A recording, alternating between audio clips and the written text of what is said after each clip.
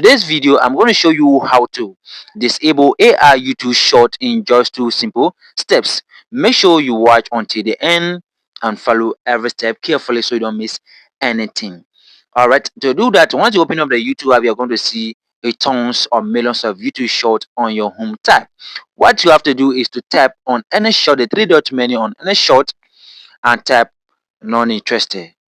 Tap the three dot menu on any short and tap not interested. Do this on all the AI short you're going to see in your recommendation feed. Tap not interested. After doing this will tell the YouTube algorithm that you are not interested in AI short, and they are going to stop showing you AI short.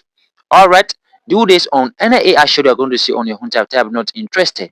All right, after doing that, the second step is to tap on your profile picture, and you're going to tap on the setting icon. Scroll down and tap on time management.